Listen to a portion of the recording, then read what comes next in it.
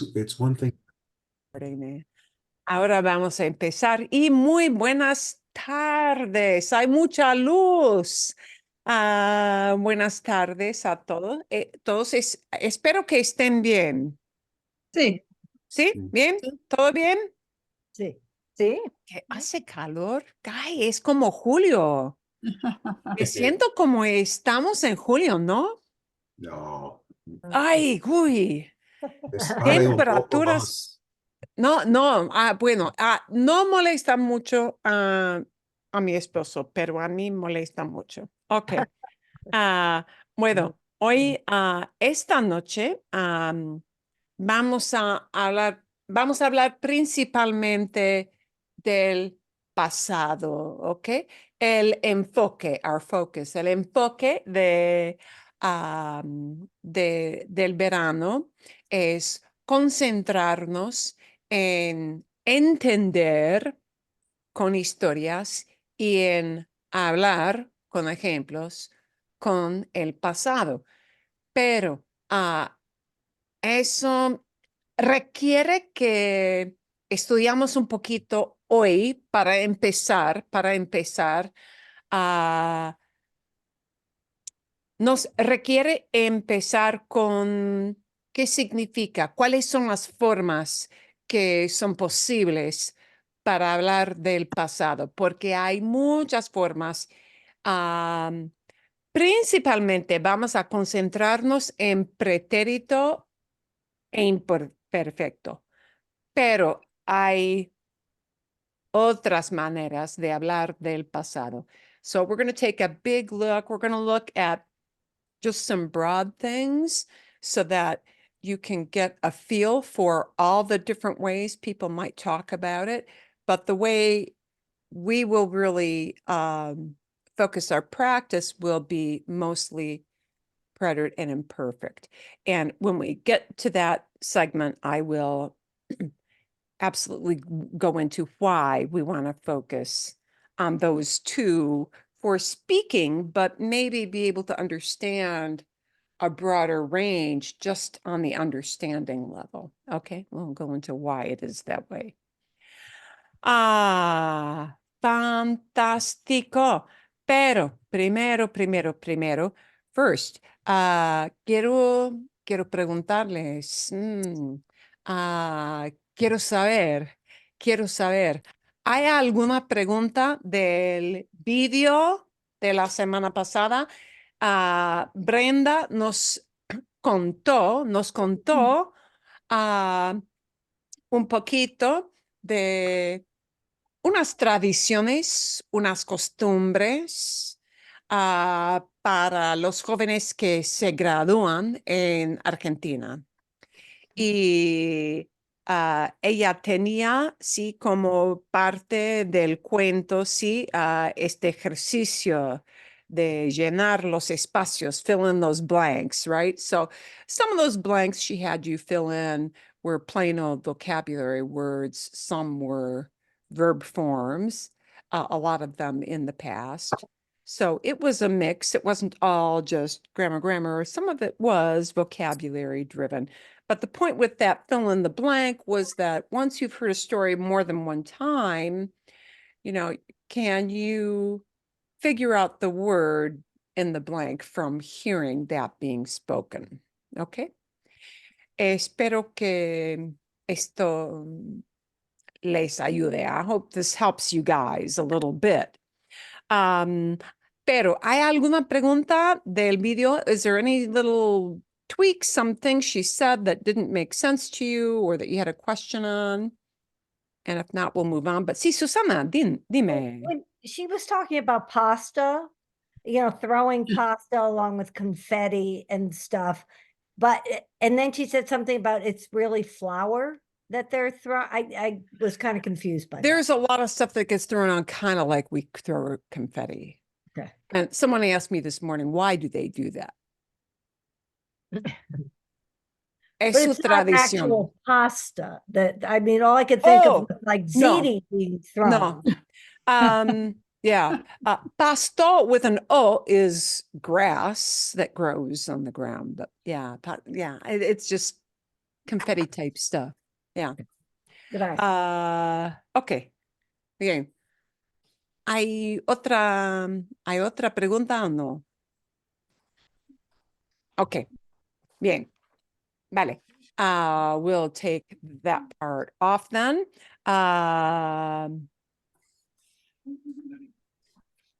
Excelente. I want to do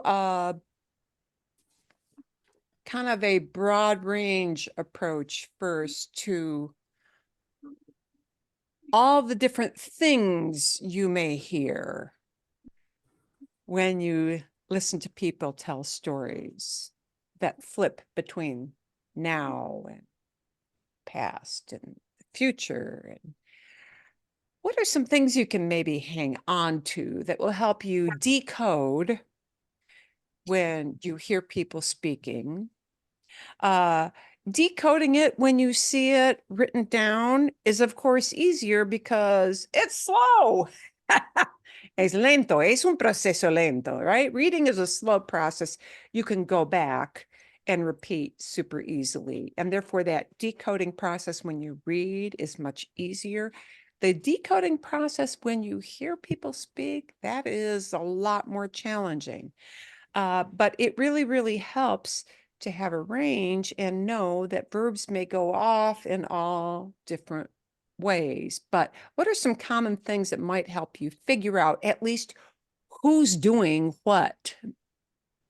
Yeah, because often you'll see a verb like estar, and then it will be conjugated in a way where you're like, I know that must come from estar, but what the heck does that mean? It's not a presente that I know. It's not something in el pasado that I know.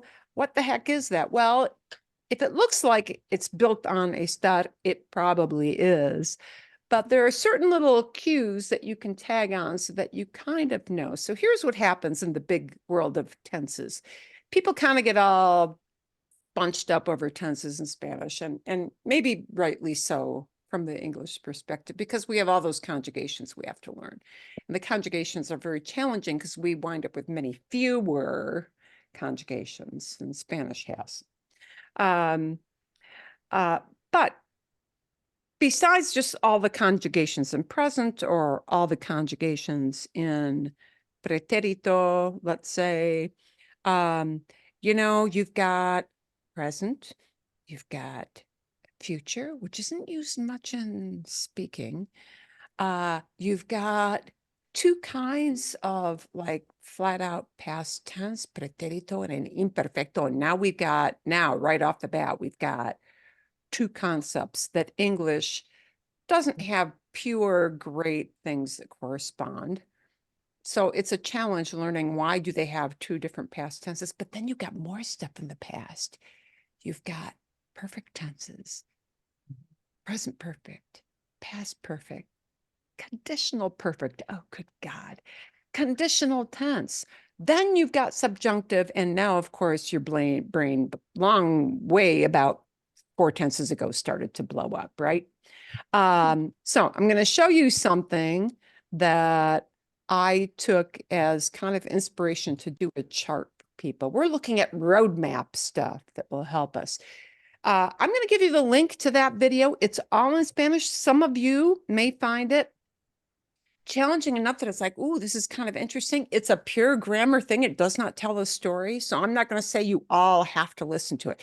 But he had here, in my process of kind of exploring this topic of sorting out tenses, he had a chart where he talked at quite some length about how Spanish is just the most wonderfully logical language with tenses, which hardly anybody says ever.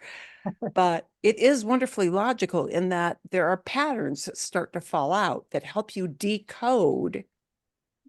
If you don't know that it's something called conditional versus something called future, you'll at least be able to figure out who's doing it, because there is consistency. Even changing from present to past to future, there is consistency in the conjugations are different, but there are consistent little threads that run through all those other tenses that will tell you who is doing something like, I don't know, 75% of the time. And so maybe you won't know the exact tense, but you'll get pretty close to the meaning, okay? So what we want to do from this is create a chart for people that can be kind of a roadmap to looking at the ideas of present and past, okay? The chart he had went into like all kinds of different tenses, and we're not going to be as far-reaching as that. We want to look at some patterns that will help you through that decoding process when you listen and when you read, okay? And then that will carry over to speaking eventually. So here are patterns, and they flow through 99%, and I have to tell you 99% because there's one real obvious outlier, one thing that totally breaks that idea of the patterns line up, because they're not perfect. Nothing is perfect. No hay nada perfecto en la vida. There's nothing perfect in life. You're looking for that, you're going to be disappointed. Okay. So I did a beg, borrow, and steal from his chart and tried to kind of hone it down. And we're looking mostly at present ideas and past ideas. And that's how I want you to look at this. So we're going to start with what everybody always knows because they learn it first in Spanish, and that's presente. Okay, all these things, when you see stuff listed in bold as kind of your roadmap or cheat sheet or however you want to think about this, the stuff in bold is stuff that carries through, whether it's presente or pretérito or imperfecto, or even into the perfect tenses, which are not as super crucial, but you want to be familiar with them. And actually, these threads that you see in bold carry through to stuff that's called subjunctive, to stuff that's called conditional tense, to stuff that's called future tense, to a lot of these. These things kind of do bleed through and carry through. Okay, so anything in bold carries through to the other tenses. Anything that's got colors, those start to tell you about, is it from an AR verb, infinitive? Is it from an ER or IR verb? Sometimes ER and IR share everything perfectly.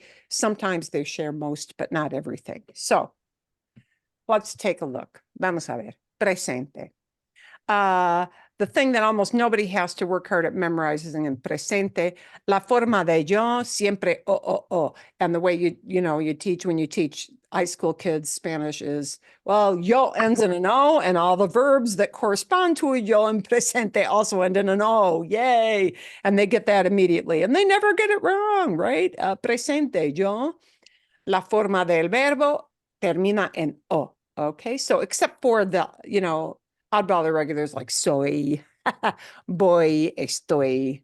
This holds pretty true. Okay. Nosotros, whether you're looking at presente or even in other tenses, you're always going to have a mos. Any verb that's got a mos at the end is flat out, boom, boom, boom, a nosotros verb. So even if you're not sure of what the tense is, it's a we doing it. It's a we group. And the vowels attached to that mos just again tell you if it's AR verb amos, ER verb hemos, IR verb imos. Let's look from presente to pretérito, preterite.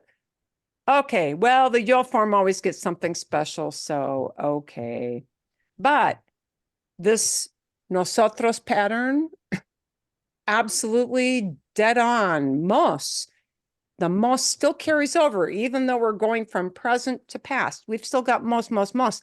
And the vowel again tells us something if it's from an AR verb, amos, wow, the same thing as a presente, or ER and IR, which in pretérito happen to share the same forms, right? They don't split off into two separate things like they do in presente, but pretérito, they share the same ER and IR all the way through. Imos, so mos. Okay, let's look at that.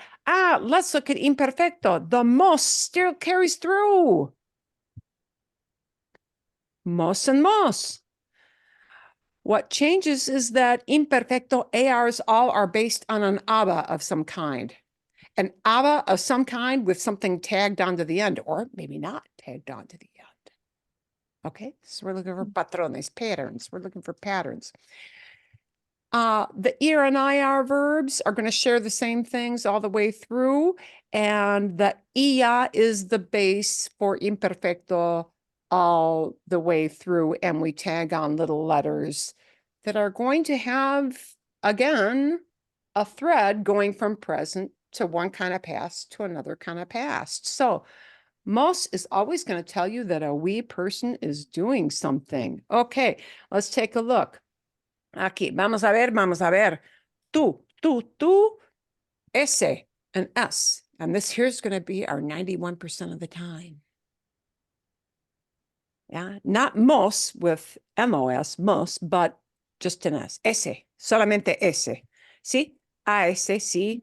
A ese, sí. Verbos de er, es también aquí. Verbos de ir, infinitivos de ir. S. Okay, let's skip over pretérito for a minute. Let's take a look at imperfecto. We still have the aba, ese. Here it comes back, right? We've got an ERIR verb with an EOP, boom, ese comes back. So ese at the end, it's a tú doing the action. And that ese at the end is going to hold true for conditional. It's going to hold true for future. It's going to hold true for icky subjunctive that nobody likes. All right. And now here is our 1% that goes, warning, Will Robinson, we're going off the track. Here's the one thing that breaks the pattern. It's the preterite. Of course, preterite's always the one that's the pain in the behind. And when we've got an a ending for AR verbs, we've got an e ending for ER and IR verbs, but it's aste, and it's iste, and again, it's iste. Okay. No ese. There's the only one that doesn't have an ese. The only one. And here's the other little dirty secret. You may hear people actually saying, like instead of manejaste, manejastes. You may hear that. It's wrong. You may hear native speakers saying that. I'm going to take it out because it's so wrong. You may hear people saying instead of comiste, comistes. Or bebistes. It's the ain't of the Spanish world. It's the ain't. It's the ain't got no money of the Spanish world. It is grammatically awful, but especially some folks in Mexico, you will have them tagging on the S. And for years, I kept thinking, why do I hear some kids, who speak Spanish at home doing this? And it's wrong. It's because they're used to the S. They're used to this pattern that carries through from present to imperfect, to subjunctive, to conditional. They're used to hearing it. And so they think, well, naturally, for manejaste, it must have an S too, but it doesn't. So it's a boo-boo, okay? So don't do it.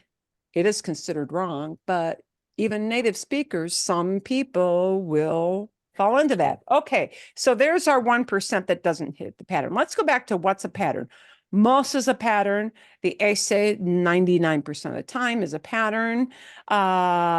Let's take a look at the plural, okay? N, and N. Yeah? Any verb that's got an N at the end of it, it's a third person plural. Always. An, en. Let's look at pretérito. Well, it kind of turns into a ron with an a, right? Aron. it turns into a ron with an ieron. For ER verbs, it turns into the shared ron with an ieron again, right? Tomaron, comieron, vivieron. Okay, let's see if that anything holds for imperfecto. Sure, it does. It's just that AR verbs always have the aba, and we just tack on the ene, aban, right? It's just that ER and IR verbs start with the ia pattern and they tag on the ene, ian. And in futuro, they're going to have an ene at the end. And in condicional, they're going to have an ene at the end. And in subjuntivo, they're going to have an ene at the end. What happens is this thread starts to run through. Okay, so now you could say, okay, we don't have an exact pattern with the yo verbs maybe going from present to past. But, you know, because we so often talk about ourselves, we always learn the preterite of yo first. We always learn the imperfect of yo first. We always use the presente of yo first. So it kind of follows, yeah. But you know, essentially they take the core from some kind of a vowel thing instead of a consonant with yo and then with el, usted. You know, we get more of the naked vowel effect for yo conjugations and el, usted conjugations. Bien? Okay. And down here, I just kind of pegged out irregular preterite, which is always the nasty category because they have to be memorized or you just get used to the pattern. They don't look right. They don't sound right. They don't look like the basic form of the verb, but all the words, all the verbs that wind up being an irregular preterite of some sort, most of them, not all, not 100%, most of them have these kind of endings, but they still kind of follow that most pattern and the NA pattern. And yeah, irregular preterite is weird in that whether a verb is an AR or an ER or an IR, if it's an irregular preterite, it's going to have these as endings. So irregular preterite is weird. We can come back to that yet another time. Okay, so present ideas, past ideas. Most of the time when you're speaking in Spanish for conversational, everyday, run-of-the-mill discussion between people, you're generally going to be sticking to mostly pretérito and mostly imperfecto. And thank God, because that's bad enough, right? What's the difference between the two? We'll take a look at that in a bit. Mostly you're staying in those two tenses, those two modes, right? And the imperfecto is always a descriptive mode or something that talks about repetition, something that was done a bunch of times, okay? Whenever you can say somebody used to do something, it's imperfecto. Or somebody was doing something. See? Imperfecto. Those concepts in English, those structures in English of was doing, they were doing, or somebody used to do something. Those English structures are what people mean when they use imperfecto. It's either that or imperfecto is also the descriptive thing. Okay. Descriptive mode. If I say somebody was tall, it's not an event. Were they ever short? I don't know. It's just a description, right? It doesn't have a nice, neat beginning or an end. So anything that falls into the category of description winds up being imperfecto, and anything that's repeated action winds up being imperfecto. If your English idea is was doing or used to do, it's imperfecto. And that pretérito is always the sequence of here's what happened, 1, 2, 3, 4, 5. Okay. It moves the story forward. It tells what happened, one thing and the next and the thing after that.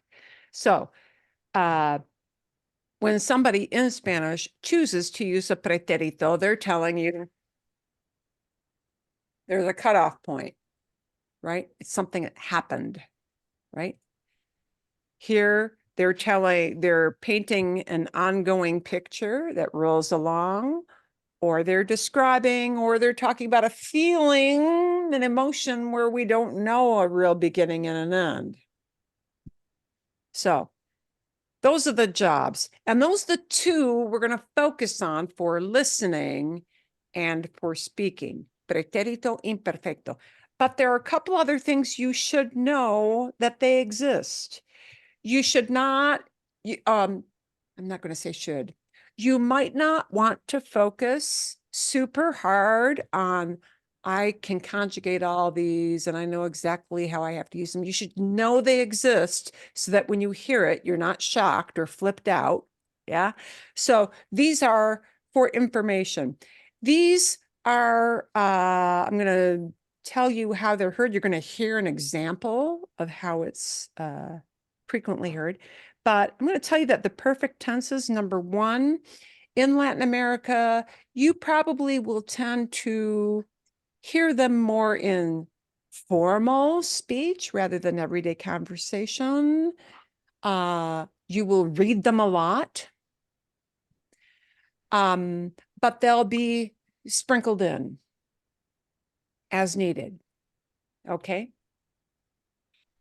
In Spain, present perfect has a very definite role, and you're going to hear how that's used so that you know. So you should know it exists. You should recognize it and then kind of move along. But you may or may not have to push yourself to actually use it. You don't have to know it to converse with an average person. Okay. Here's the one kind of like, what am I going to say? Exception. Yeah. Present perfect. If you're going outside of Latin America, present perfect. If you're looking at people in Spain, they use this as much as they use the preterite all the time. But Latin Americans in everyday talk, not so much. Why? I can't tell you why, but Spaniards use present perfect to talk about anything that happened today in the past. Or let's say it's 11 a.m. Anything that happened this morning. Once we flip into last night, probably that's going to go away and they'll go back into pretérito, right? But present perfect is for anything recent, anything that happened in the period of today, where we're living in the space of today. Okay, and they tend to use that a lot more. Even though Spaniards do that, Mexicans, Latin Americans, they're going to use that much less in chit chat. They're going to go straight into pretérito to do that. But just so you know, it's a regional thing and it's just what they do. Okay. But how does it form?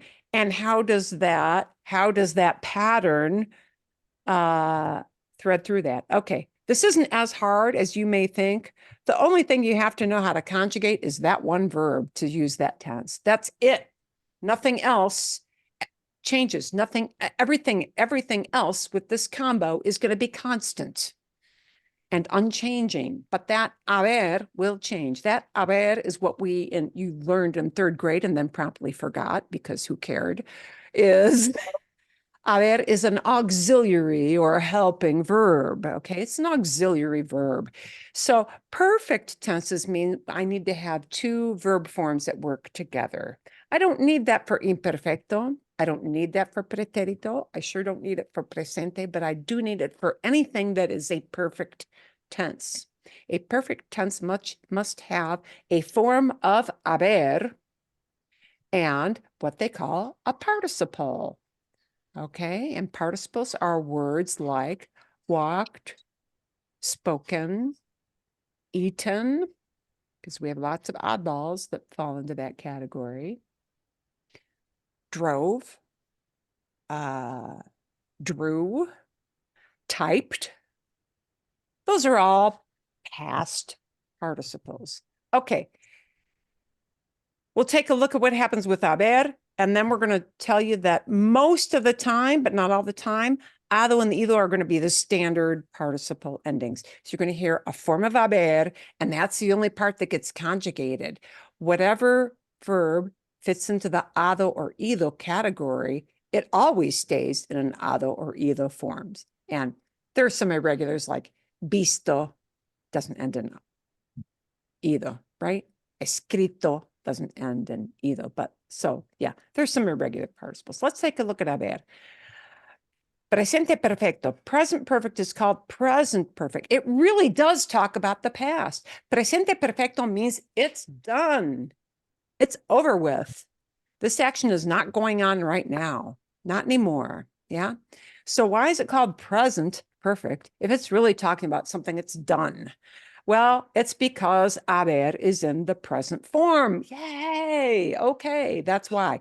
But in English, present perfect is usually used to indicate that something is recent in the past, or in that idea of have you ever done it kind of concept, you know?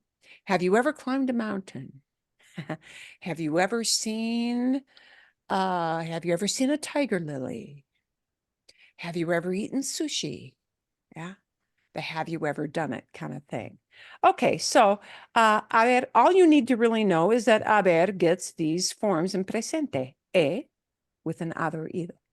As for tú. Ah, here comes the thread. An as. As. Ah, yeah, yo and the LA usted, they kind of have the naked vowel hanging off the end. Okay. Mos comes back as a thread. Hemos. Habéis they use in Spain, but we don't use here in Latin America. Okay. Habéis and an. Here comes the N thread back. N, right? An. So here's how it sounds, right? He tomado. Has tomado. Ha tomado. Hemos tomado. Han tomado. Somebody has taken or they have taken. It's a has done it or have done it. Okay. And everything is going to be tomado all the time. The only thing it changes is has, hemos, han. That's it. Okay. So somebody has done something. Ya he comido. I've already eaten. Yeah, I've already eaten. And probably I've done it kind of recently. He comido. I have eaten. Hemos comido. We have eaten. Los niños han comido. The kids have eaten. So the comido never changes. It's just that haber that changes up. And somebody has done something or they have done something. That's our English equivalent. Okay. Past perfect is going to still use haber, but it takes haber and it puts it into this imperfecto kind of mode. So here's what happens with haber in imperfecto. Había. It says, hey, haber, that's an ER verb. We're going to take all of these puppies here. And we're going to take those other threads that run through and are common through all of the different tenses. Había tomado. Habías tomado. Había tomado. Había, because it's imperfecto, it shares the yo form and the LA usted form. Habíamos tomado. Habían tomado. Right? Same thing. We still use an ado or an ido together with it. So this part, the tomado part, the comido part, salido part, it's consistent. It's not conjugated. It just stays in that form. Okay. And when do we use it? When we say somebody had done something, not has done, not have done, but had done. This is something, it still talks about an over and done with event. So you have all these things in Spanish that talk about the past. Pretérito, imperfecto, present perfect, presente perfecto, pluscuamperfecto. So we've got a past perfect here. So why do we have all this stuff? Well, because they kind of show you something at different points on the timeline. If you think of your day as a bunch of little things that happen to you during the day on a great big long timeline, like you used to have in history class, right? What happened in certain years. Well, let's condense it down to what happened all during the day. This presente perfecto could be used for something that's super recent, but on the timeline idea, past perfect throws things way back in the past. Okay. Por ejemplo, habíamos comido cuando llegó abuelito. We had eaten when grandpa got there. And in the long timeline, llegó abuelito. Grandpa arrived, but the eaten part happened before grandpa got there. And because it happened way as a throwback, way before that idea of grandpa got there, we have to use what they call the past perfect. So past perfect, you will hear sprinkled in, not like salt and pepper liberally, but more like cayenne pepper here and there. Yeah. You'll never hear a story where like all the verbs are in past perfect, because that's not realistic. It tells somebody this happened way back, the farthest back of anything in the whole day. Okay, game? So these perfect tenses, they do have these common threads that run through that can help you decode who did what. Yeah. When you look at even these verbs, you know that comes from tomar. You know that comes from comer. You know that comes from salir. All right. So you're kind of guessing a little bit maybe at exactly when on that timeline it fits in. But, these help you say, ooh, throwback way to the past. Okay. Versus, ooh, kind of recent or have you ever. Yeah. And most of our speech, the vast majority of when you talk with people, it's going to go between imperfecto and pretérito. Okay. So that's where the vast majority of it is going to fall. Bien? Yeah. So we want to kind of take a bird's eye, eagle's view of why do they have so blankety blank many past tenses? Because they tell you about different things on that timeline, different, when in the past, how far back, kind of recent or way, way back. Yeah. So you'll see these perfect tenses and you'll, when reading, and you'll hear them more in formal writing or literature, a lot in stories, a lot in novels, a lot. But for just discussing what went on during the day, it'll be sprinkling, a little bit of seasoning. The imperfecto is going to be most of the time. The pretérito is going to most of the time. See, bien? So we want to get super more comfortable with pretérito. We want to get super more comfortable with imperfecto. And we want to just recognize these are going to be seasoned here and there as needed. But it's never going to be a whole procession of you hear nothing but perfect tenses. Okay? Bien? So recognition for these perfect things that they happen and that they tell us something special about that past event where it falls on the timeline. Okay, bien. I'm going to send you that whole file because I know some people like to keep it as a cheat sheet or maybe print it out or have it on a separate screen. Okay, bien. Good, thank you. Let's hear a cute story. Ay, ¿dónde está? ¿Dónde está la historia? Ah, aquí está. Here it is. Aquí está. And we never want to give you, so today we want to train our ears. And we need to train our ears with something really slow at first. Now, some of you maybe don't need to be in first gear. Okay. Algunos de ustedes pueden pensar bastante bien en el pasado y no pasa nada. No, nothing wrong with that. Okay. Pero a veces para la mayoría de la gente es importante empezar con algo muy lento, muy claro. Somebody not speaking at native level, because now we're deciding, ooh, are these verbs talking about right now, or are they talking about sometime in the past? Okay, una historia. Questions. And we're only Cree going to listen en to un part. sueño. Esta historia trata sobre una niña Slow enough. Yeah. The story is about a little girl who dreamed about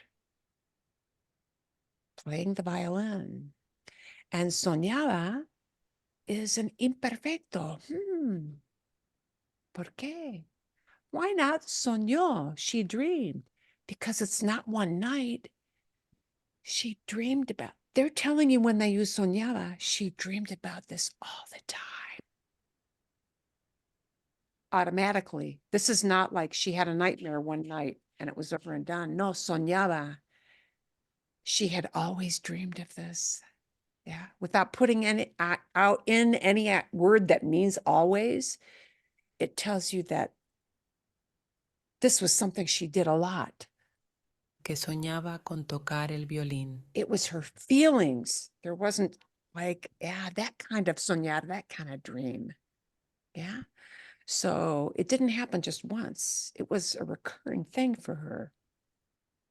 La familia de Sofía era muy pobre. Descripción.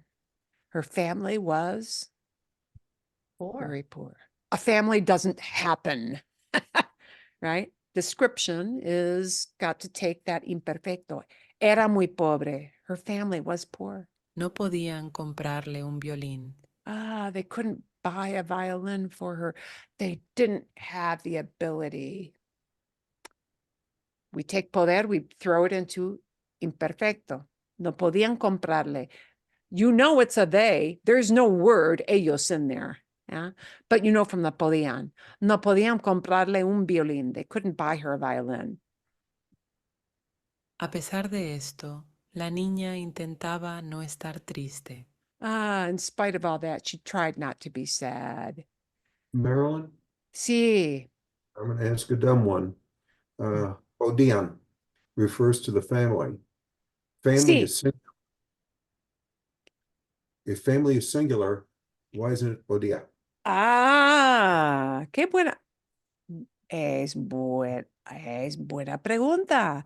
La familia es una familia singular. La familia era muy pobre. And when they switch, Comprarle un when they switch into this, they're not specifically, you know, it's talking about her family. Pero una, But they don't have to say, they could switch. They could have said no podía. The family couldn't. But the ellos is implied. okay, so this wouldn't be wrong. You can use Podia or Podian. Sería posible. It would be possible. Gracias. I could say, la familia no podía comprarle. The family couldn't buy her. But when I flip into no podían, because of that N at the end, you know that's the string of the they. And because we talked about familia, you know there are many people in that family, and it means the grandpa and the aunts and uncles and everybody else, the mom and dad. And when we slap on that N, we know we're just going into an implied ellos. Okay, gracias. Nada más, nothing more than that. Okay, violín. okay. A pesar de esto, la niña intentaba no estar triste. She tried not to be sad. Sofía escuchaba música, veía conciertos. Okay. La música consume su vida. Music it consumes her life, right? So escuchaba, but now it's not escuchó. By choosing that tense, we're telling you Over and over. over and over. Okay. En inglés, used to. Okay. Y soñaba con estar en el escenario algún día. Escenario es stage. Escenario is stage. And she dreamed of Someday. being on the stage someday. Yeah. And all these are things that she did continually. Que niña tan preciosa, such a cute kid. I love when they have these drawings, they're so darn cute. Okay. Continuaba soñando con tocar el violín algún día. She kept on dreaming of this. Un día, una niña caminaba por la calle después de la escuela. De repente, sonó una melodía muy hermosa. De repente. Here's where That- we have to switch. That phrase, de repente, it cannot use an ia past. It needs a pretérito de repente because it means something happened and it interrupted this walk down the street. Yeah. Sonó una melodía muy hermosa. Soñar es to sound, or sonar, perdón, sonar, no es soñar. Soñar es to dream, sonar to sound, but it's used to say that something played or rang out. Like we use sonar for a phone as well, a phone ringing. So sonar can mean to ring, and sonar can mean this music started, right? Sofía vio a un hombre sin hogar tocando el violín. Tenía algunos dólares en el bolsillo. She saw a man, that's just something that happened, but then tenía algunos dólares en el bolsillo, el bolsillo. Tenía algunos dólares. She had a few dollars. That tenía algunos dólares cannot be a pretérito because it's not an event if she had something. That money was just sitting there in her pocket. It didn't happen. The money didn't happen. Yeah. She just had it. I don't know how long she had it. Maybe all day. Maybe she left it and went through the laundry completely in the dryer and she still had that money in her pocket after mom put her clothes. We don't know. We don't know when she first had that.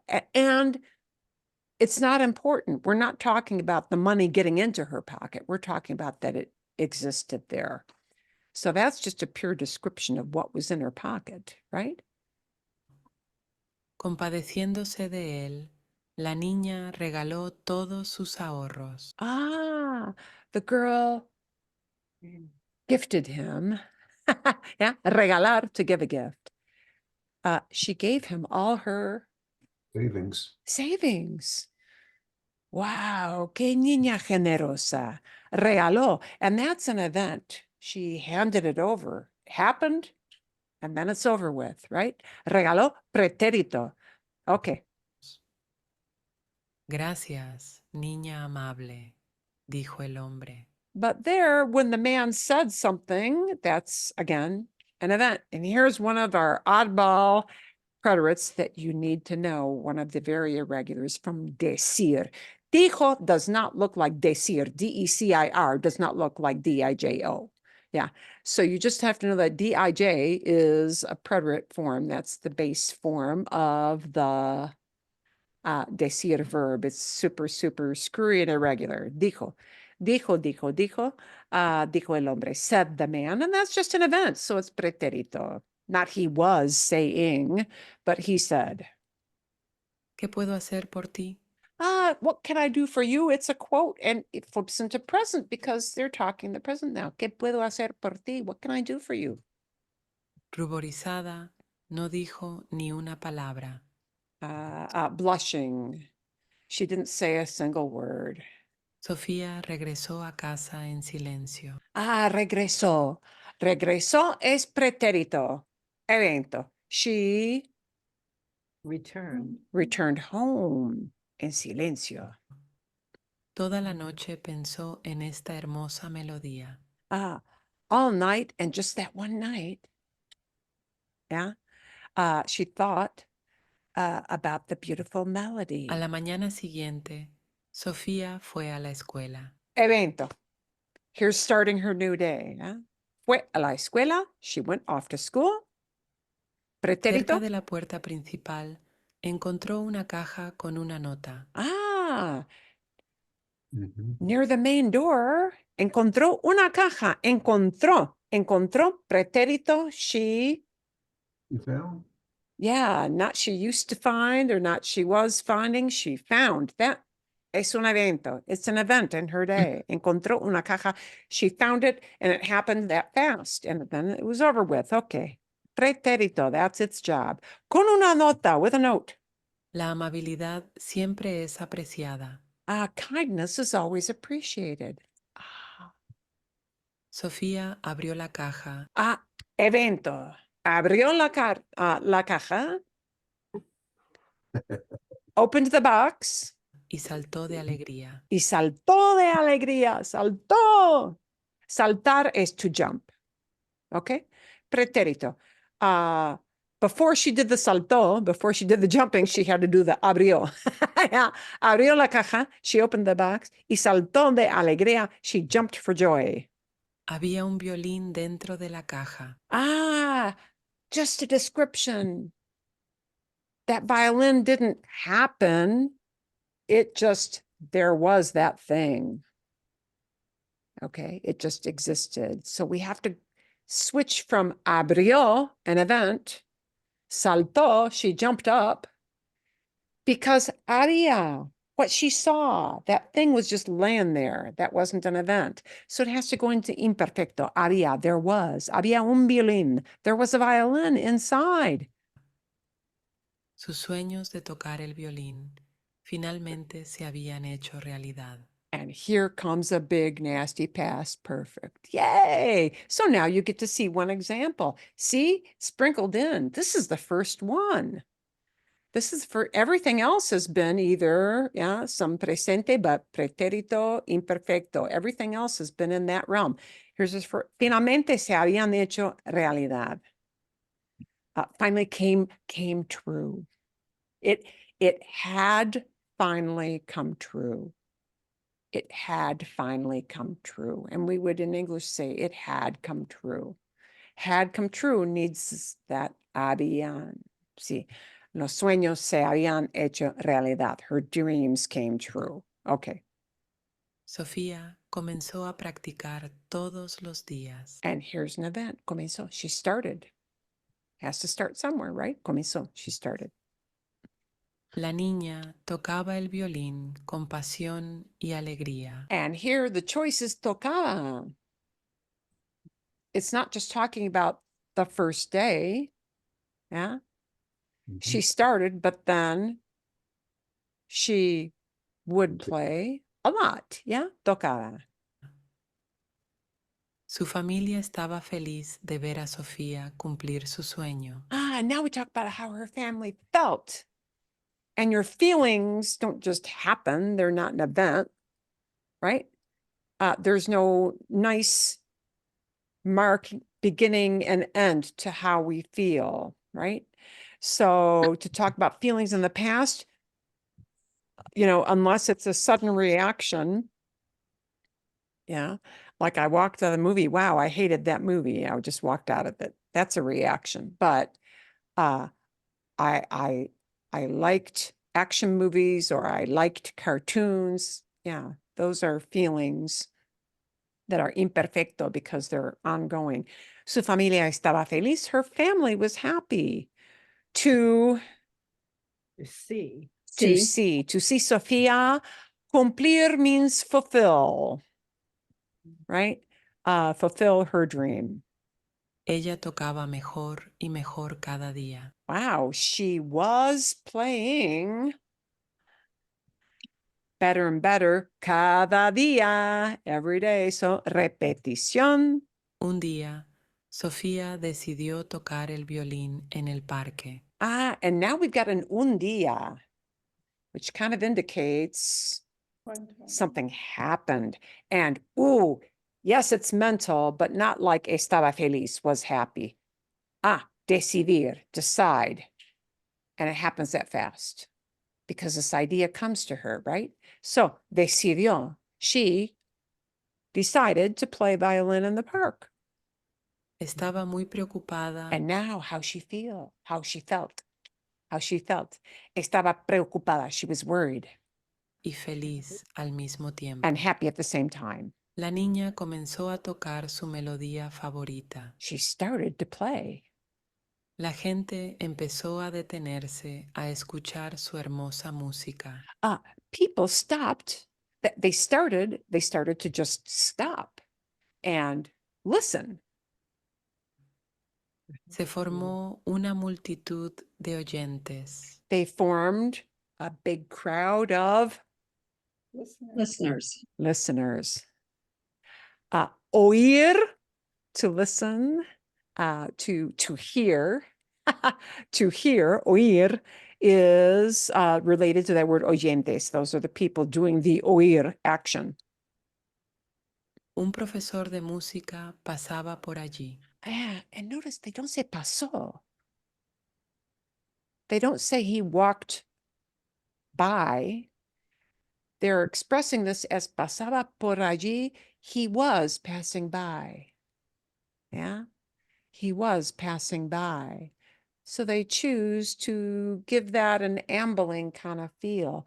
Pasaba por allí. He was passing Se through. detuvo a escuchar a Sofía tocar. And now he does something in the middle of that pasaba, pasaba, pasaba, walking around.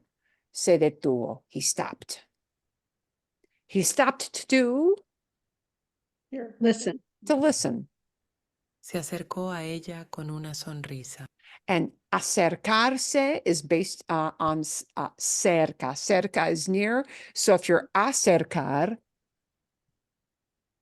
you're drawing near. You draw near, which sounds kind of formal. You walk up to. Yeah, walked up to. So se acercó, he walked up to her. He drew near her. Yeah, that's really formal. He walked up to her. He came closer to her. Tu manera de tocar el violín es verdaderamente impresionante, Wow, the way you play the violin is really impressive. dijo. Truly. Sofía lo miró detenidamente. De repente, Sofía lo reconoció como el hombre sin hogar Oh, she recognized he was the homeless guy. Oh, okay. que había tocado el violín en la calle. Who had played the violin on the street. Había tocado el violín en la calle. No, Who had played. And notice what they did. It's sprinkled in. It's not había. It's just that one había tocado. See? Okay. And it's a throwback. The había is a throwback. It's sprinkling some cayenne pepper just here and there, not everywhere. Right? She podía couldn't believe it. creerlo. Sofía exclamó con alegría. Gracias por el violín. Thank you for the El violin. profesor de música asintió y Asintio does this with their head. explicó. Vi tu bondad ese día y ahora quiero ayudarte a crecer como violinista. I saw your goodness. Bondad is goodness. Ahora quiero ayudarte. Now I want to help you crecer, grow. Como violinista, ¿sí? Crecer, grow. Trabajemos juntos para hacer música hermosa. And wow, we've got a mos. So you know it's a we. But now look at that. Wait a minute. Trabajar. Why is it hemos and not amos? Because trabajamos means we are working together. Trabajemos, it's still a we, but this is going into a command. Let's.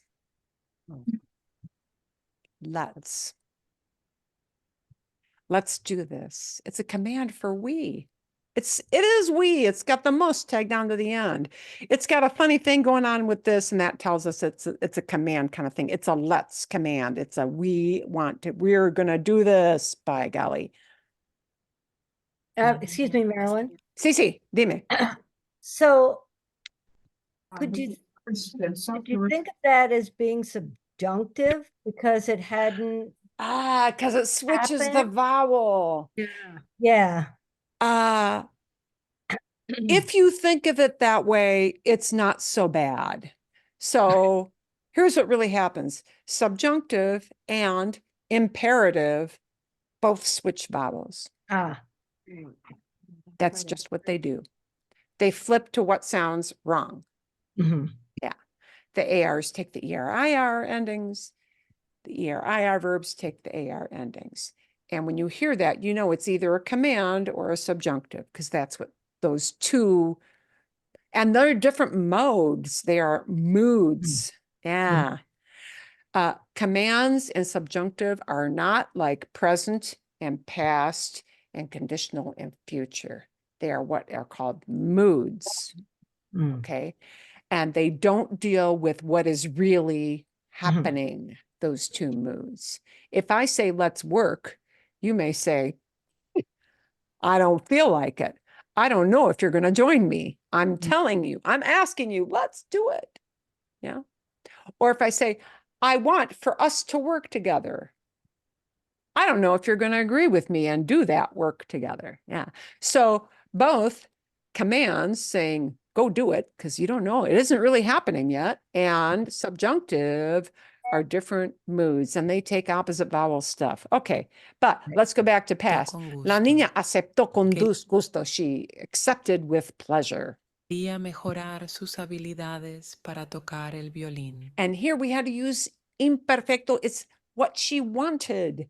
It's a feeling, it's a desire, and it doesn't have a beginning and an end. It's not a neat thing bundled up like I gave him a gift, right? What she wanted was ongoing for a long time, and we don't know how long. So it's got to be imperfecto. She wanted to improve. Pronto recibió una invitación And now we've got an event. She Received. received an invitation. para actuar en un concierto local. Actuar es perform. Yeah. To perform at a local concert. Estaba nerviosa, pero emocionada. Now we talk about her feelings in the past. She was, so it's not an event, right? She felt Nervous. nervous, but Excited. excited, De emocionada, compartir su talento con otros. to share her talent with others. El concierto fue un éxito. And now they're saying that concert happened and It was a success. it turned out great. It was a success. So, pretérito, because I'm just talking about how it turned out. Not saying it was long or it was boring or it was excellent, just it was a success. El público aplaudió su actuación.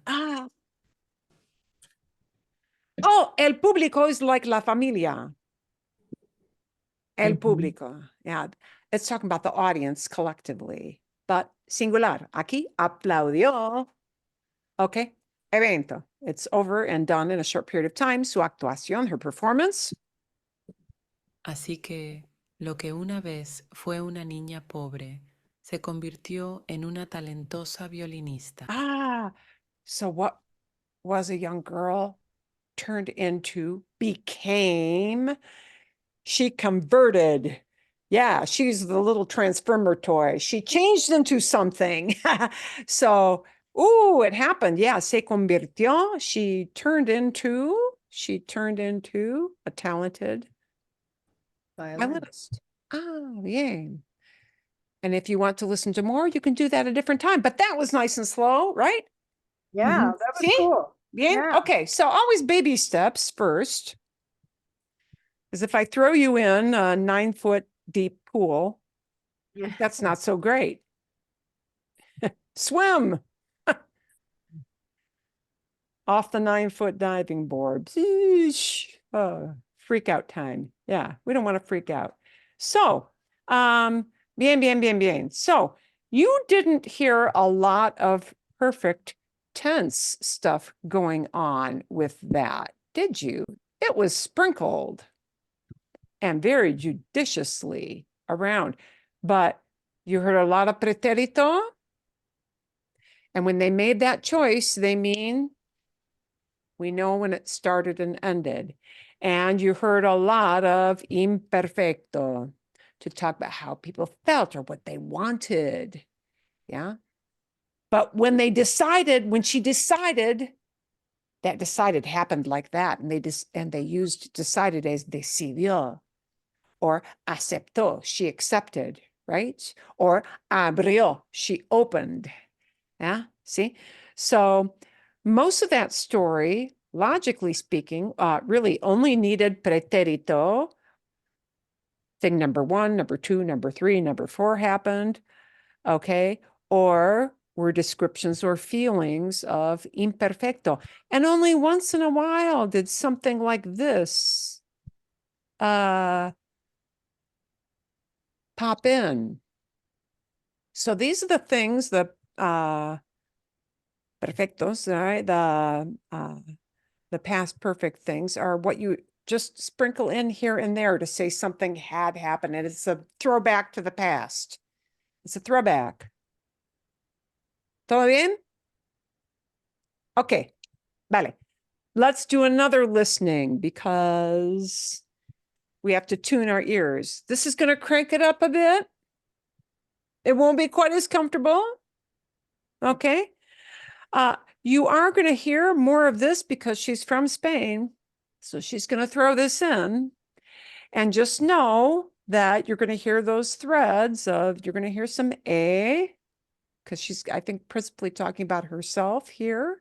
You may hear an Amos in here and there, but a little more. So when she's talking about what happened today, because she's a Spaniard, instead of going in for the pretérito, which was what a good Mexican would do, right? Because she's talking about just what she did today, you're going to hear some of these thrown in here. Okay? A ver. Pam, pam, pam, pam. ¿Dónde está? ¿Dónde está? ¿Dónde está? Voy. Aquí. Okay. A ver. And I'm going to keep the captions on here, but here it really will be necessary because it's going to go faster. En un día de mi vida, un día normal. Hoy es miércoles, es un día entre semana. She's telling you día entre semana es lunes, martes, miércoles, jueves, viernes. Entre semana doesn't mean between the week. Entre semana es Oh, Weekdays. weekday. Oh, okay. We say weekday. And if I tell you weekday, you don't think Saturday, Sunday, Mhm. right? So, un día entre semana, a weekday. Y And she's vas going to switch from present to past. She's going to flip between tenses. a ver cómo es la vida normal A ver cómo es la vida normal. We're going to see what normal life is like. de una profesora de español online. Y todo esto, por supuesto, para aprender un poquito de español de manera natural. Esta mañana el despertador ha sonado a las 7:30. And now this just happened today. And that's why she goes into not sonó, went off, sonado. ha sonado. Okay. But no, in Mexico, somebody would normally not say ha sonado. Despertador es tic-tac, tic-tac, tic-tac, despertador. Despertador es alarm clock. Alarm clock. Okay. No es simplemente reloj. It's not just a clock or a watch. Despertador es alarm clock. Because what does it do? Despertar. It wakes you. Despertador. Okay. Despertador. A good Mexican would say, sonó. El despertador sonó. But a Spaniard, if it just happened today, would say, ha sonado. So, okay. El despertador, pero me he quedado en la cama hasta las 8:45 más o menos. El despertador sonó a las 7:30 y me he quedado, and that comes from quedarse. Okay, a Mexican would say, me quedé, me quedé. I stayed In bed. In bed. in bed hasta las 8:45, hasta las 9:15. No, porque me daba pereza levantar. Porque me daba pereza levantarme, me daba pereza levantarme, me daba pereza. Getting up. It gave me laziness to, she's talking about how she felt now. So she switched to imperfecto. Dar pereza is it gives me the lazies, but we wouldn't say it that way. Yeah. I felt lazy. I felt too lazy to do something, to Get up. get up. Como veis, uso un despertador analógico. Bueno, ahora es un poco más tarde, estoy grabando esto más tarde. Uso un despertador analógico. ¿Sabéis por qué? Uso ese despertador desde enero de este año. Uso ahora. Uso este despertador desde enero. I've been using this alarm clock since January de este año. This year. Año nuevo, resoluciones, propósitos, New Year's resolutions. Enero. Okay. Now she's going to tell us why. ¿Por qué? Porque fue mi propósito de año nuevo. Fue It was my New Year's resolution. mi propósito, mi objetivo para el 2024. ¿Y por qué? Bueno, pues porque antes me despertaba con la alarma del móvil. Why? Because antes me and now she goes into imperfecto because it's what she had been doing for a long time. And I don't know, like really long. Me despertaba. I used to wake up con con la alarma del móvil. Cell And phone. with her cell phone, you would say celular here on this side of the Atlantic. See, me despertaba con la alarma del celular. I was waking up with my cell phone alarm.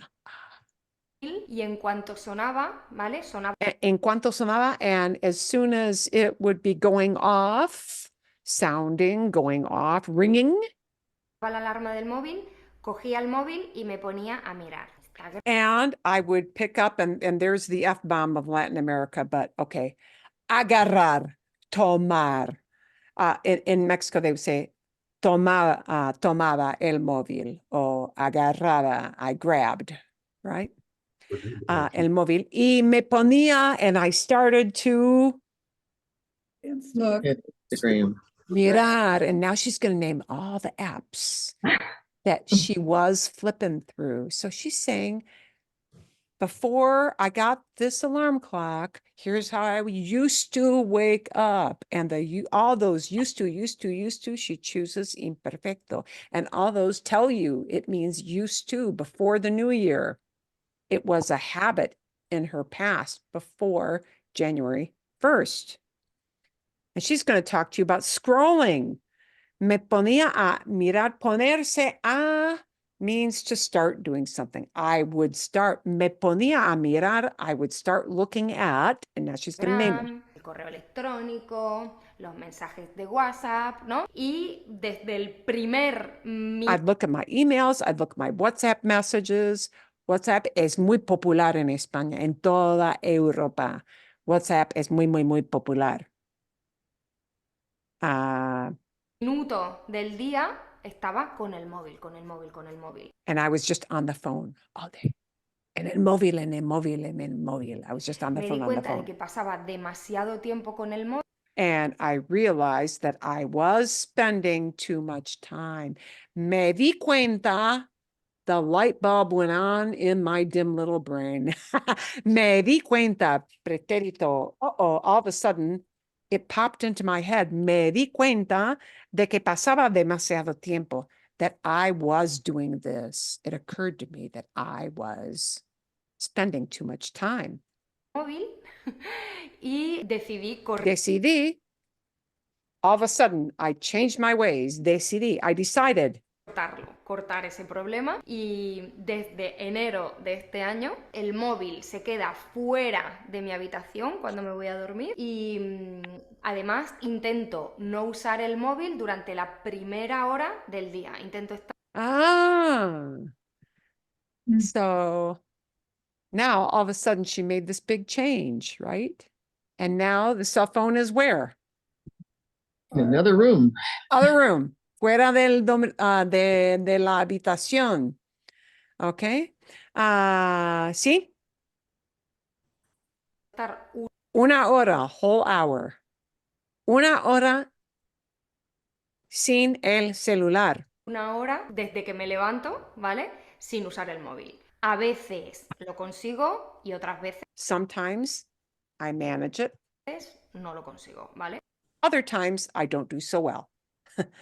I don't always manage that. I don't always succeed in that.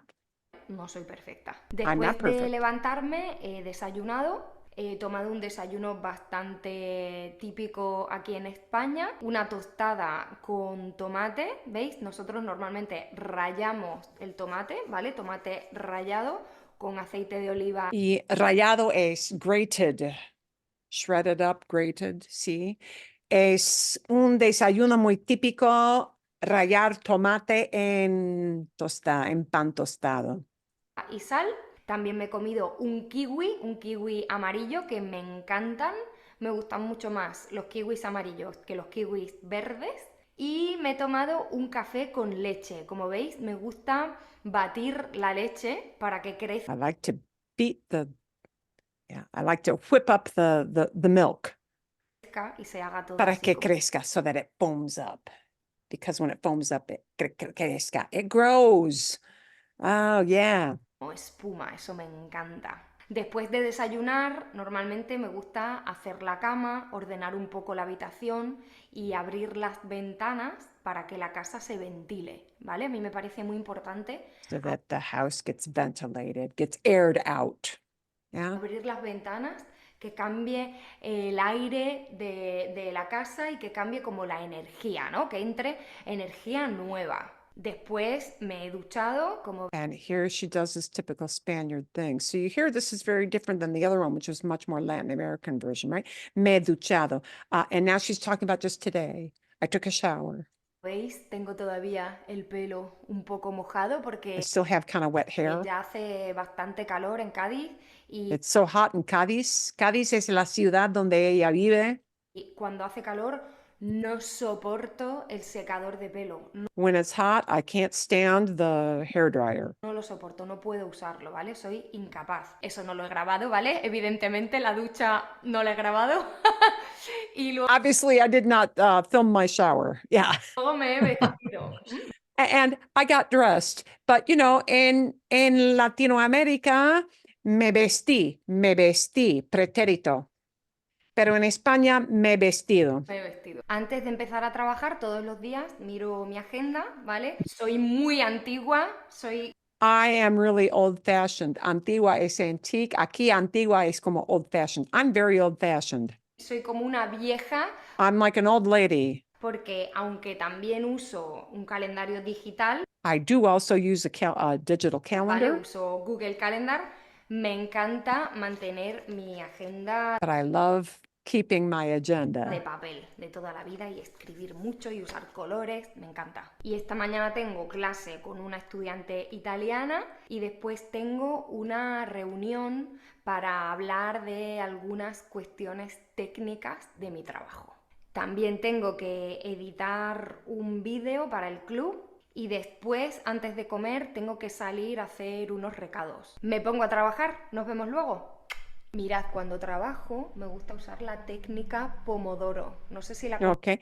And I'm going to stop it there. I'm going to have you go and listen to the rest of her day. And, you know, basically she's going to flip between a bunch of different tenses, but that's what we want to start to get comfortable with. Okay. And you can watch the rest of that first video, which I gave you, and watch the rest of her daily video. But that gives you a little bit of a listening cushion. So next week, la semana que viene, no es la semana que viene, No, no. momentito. La semana que viene, durante ese día, sí, es Juneteenth, que es un día feriado federal. It's a federal holiday. So we will not be meeting next week because it is a federal holiday. We do not have a break. Our July class does not hit 4th of July. Yeah, normally if we had a class on 4th of July, that also is a federal holiday, but Yeah, we'll have class on July 3rd, so that won't affect us, but Juneteenth does. So I will not see you next week. I will see you the week after. So you're going to have lots of time to watch that very adorable little girl video, all the rest of that, and the rest of her telling about her day, where she's just going to mix in a lot of different tenses, yeah? And then, y entonces, para hablar, momentito, no pueden ver. Ok, quiero que ustedes preparen y quiero que ustedes tengan tiempo suficiente para preparar a hablar. You're going to, you've had a lot of chance to just listen today, to get used to that, to get the whole framework of all the different past tenses, and then listen to it in use. Super, super slow, a little bit faster. And I'm going to, because you've got 2 weeks, I'm going to give you another story that will be faster than the Guadalupe story, okay?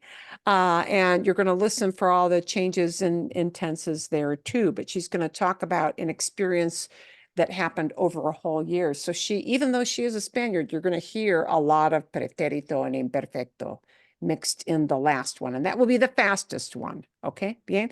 Pero para preparar, all that listening you're going to have the next 2 weeks, ustedes van a practicar y van a preparar unas ideas. La primera cosa, ustedes van a completar la idea con más información y aquí muchas veces van a tener el verbo. You're going to have the verb as a stepping stone here, but you're going to see how we flip between sometimes using presente into pretérito, sometimes using presente flipping into imperfecto. Y depende, and it depends. So if I want to say, now I don't do something, but before now I don't eat. And here I give you the verb, right? The first step is again a baby step. Here I give you the verb, como. Yeah. Now I don't eat something so much, but boy, when I was little, I used to, not I did it one time, I used to, and you're going to fill in the rest. So you're not doing the verb part yet. You've got the verb there as you got the training wheels on still with this, right? See? Durante el invierno, yo, and now you got to plug in a verb. In the winter, right? I was doing something like a lot, right? Now in the summer, you're going to have to switch gears and put the verb in a different tense. You're switching from I was doing this to right now, things are changing. Yeah, see? Bien? So we're going to take these verbs to talk about changes. You're going to take these to talk about changes. En los años 90, in the 90s, ¿sí? O en 2000, ¿sí? We used to do something, pero ahora no es popular. We used to do something that's not popular anymore. And you can talk about that. Okay? And then instead of dipping your toe in, you're going to dip the whole foot in the pool. Durante mis últimas vacaciones. And now I want you to plug in 3 sequences. Boom, boom, boom. For 3 sequences, you cannot use imperfecto. I did this, this, and this is going to be sequential. And it's going to be over like that. So they're all going to have to be pretérito of some kind, a sequence of events. Okay, so you're going to prepare that, and we'll do the first one all together. Big group, yeah, just for fun. And then you're going to go off into smaller groups and do the rest of these with a smaller group so you get more of a chance to talk. And then we're going to have some longer questions. And now you're going to have to really fill in, and you kind of are being thrown into a pool. Okay. You're going to have to swim here, but you've got a couple weeks to kind of play with it. What did you do? What did you do? What did you do? What did you do? What did you do? What did you do? And now, what did you do? But now we're talking about a habit. So you're going to be answering with an imperfecto. Now, when I say, what did you do in English, you don't say, I did drive the car. You're just going to get rid of the did part and you're going to throw in the drive, right? That's what you're doing here. You're getting rid of the hiciste totally in all probability.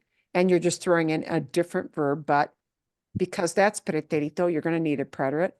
Because that's pretérito, you're going to need a preterite. Same thing here. We're going to be talking about an event. And now, because this is a used to do, you're going to need to take out that hacías, take out that whole verb, and you're going to plug in a brand new verb, but it's still going to have to be an imperfecto, like that was an imperfecto. Is this making sense? Mhm. See? Yeah. Bien? Okay. So you're going to, imperfecto, imperfecto, imperfecto.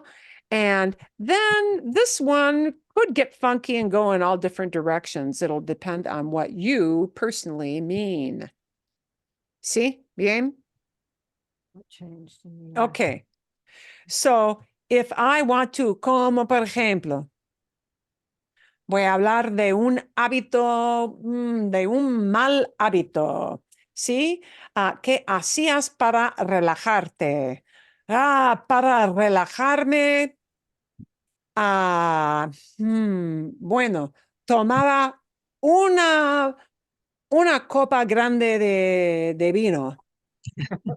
Tomaba una copa enorme de vino. Después de un día típico laboral, after a typical workday. But see, you chuckled, so you'll remember that. Yeah. So that is saying I used to. Hmm. Okay.